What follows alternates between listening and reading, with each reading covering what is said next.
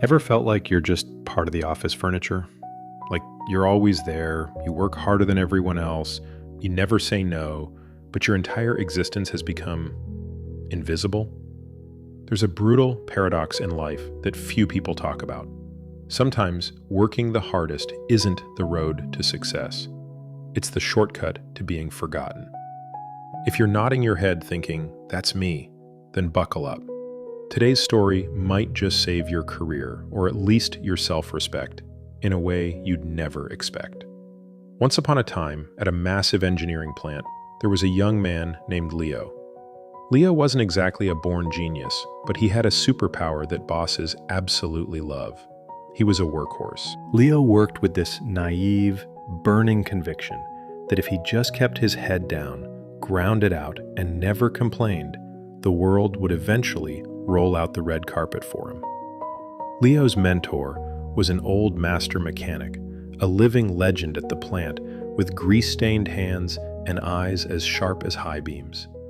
On Leo's first day, the old man pulled him aside and whispered a trade secret. "Listen, kid, learn to focus, talk less, and most importantly, make yourself so good that you become irreplaceable." Leo hung on every word like it was gospel. And so, his journey to becoming the indispensable man began. 10 years later. The old mentor had retired. Leo, now a master technician himself, had taken over the mantle. He worked like a perpetual motion machine. He could fix anything. He was the first one in and the last one out. He could even recognize the specific rattle of every machine in the shop. But there was a problem, a big one. While his colleagues, people Leo secretly judged as lazier, less skilled, and who spent half their day by the coffee machine, were getting promoted and handed raises, Leo stayed put. His salary was stuck in neutral, exactly where it was when he was just a rookie, shadowing the old man.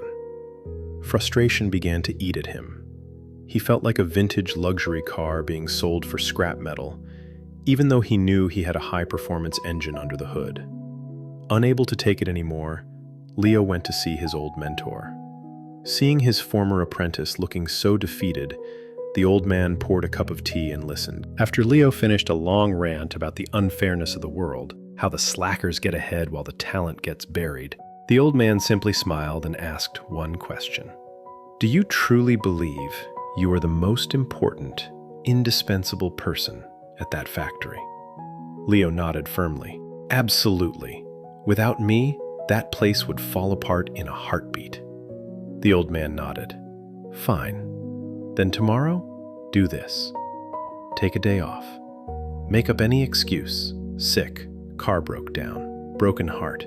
It doesn't matter. Just don't show up." Leo was baffled. A day off?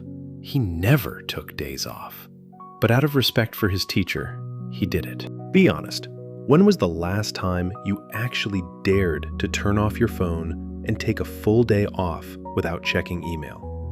If the answer is never, go ahead and hit that like button on this video to reward yourself for your overachieving ways.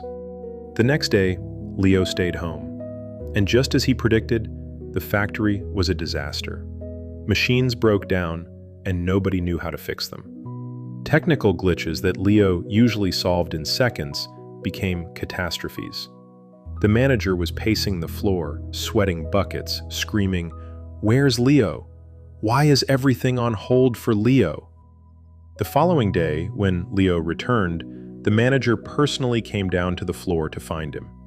He patted Leo on the shoulder, his voice full of apology and newfound respect. "You know, we were in total chaos without you yesterday. I didn't realize how much we depend on you. Starting today, you're the technical lead, and naturally, your salary is doubling." Leo was ecstatic. He felt like a strategic genius. He rushed back to the old man's house to thank him. The mentor laughed. "See? People are like light bulbs. If a light stays on forever, nobody notices it. It just becomes part of the room, something taken for granted. People only realize the value of light when the bulb suddenly goes out. That's when they wake up and appreciate it." Leo took this lesson to heart. To be valued, you have to turn off the light once in a while. Leo, fueled by his new confidence and a healthy dose of delusion, started applying this light bulb strategy with a passion. Whenever work got a little stressful, or he felt like someone wasn't showing him enough respect, he'd just disappear. "I'm not feeling well today," Leo would text, and switch off his phone, smirking as he imagined the chaos at the shop. "I need to go find my inspiration today," he'd say a week later, taking another day off. He thought every absence was a reminder of his irreplaceable value. He believed he was a precious gem they had to handle with care. Until one fine morning, Leo arrived at the factory gates and found his ID badge didn't work. The security guard looked at him with pity and handed him a cardboard box filled with his personal belongings. The manager said, "You don't need to come in anymore. They found someone else." Leo was stunned.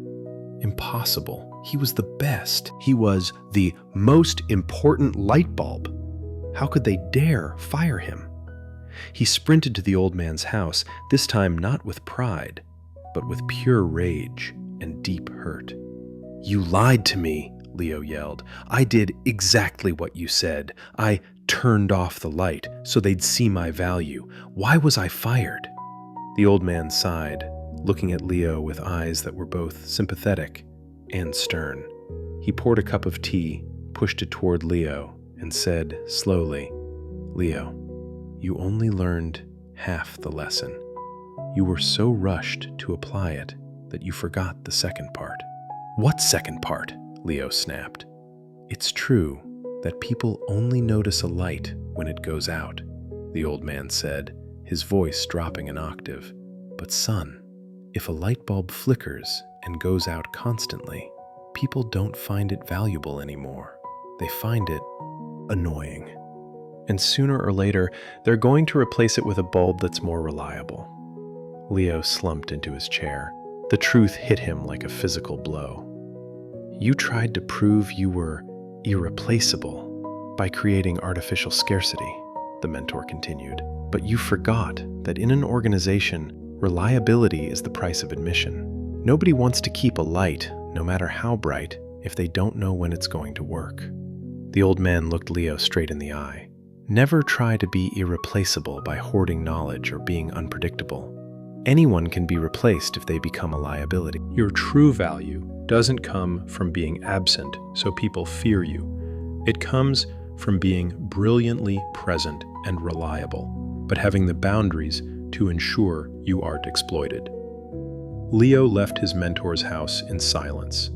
He had lost his job, but he realized he had found something worth more than a paycheck: the truth about self-worth. He understood that his ego had turned him from an asset into a risk. If you've got a flickering light bulb at your workplace, someone who disappears the moment things get heated, drop the word light bulb in the comments. We'll all say a little prayer for your boss. Leo started over at a new shop. This time, he still worked hard. He still shone brightly. But he never let himself be worked to the point of burnout, and he never used his absence to manipulate others. He learned to say no when necessary and yes with total commitment. Most importantly, he understood that his value wasn't about how he held on to his position, but how brightly he shone while he was there. Leo's story is a funny but sharp reminder for all of us. We're often told to be irreplaceable, but that's a dangerous trap. Trying to be irreplaceable often leaves you stuck in one spot, unable to move up, or worse, becoming an arrogant liability that gets tossed out. The magic of your own worth isn't about making people fear your absence. It's about making them respect your presence. Don't be a flickering bulb. Be a steady source of light, but know where your own power switch is. Remember, the right environment will appreciate your light without you having to turn it off to prove a point. And if you're in a place where no matter how bright you shine, they still don't see you, you don't need to turn off the light. You need to move to a different room. Just like a vintage watch belongs in a museum, not a pawn shop. Don't let anyone undervalue you, but don't turn yourself into a defective product because of a big ego. Shine bright, but don't burn out. That's where the magic is.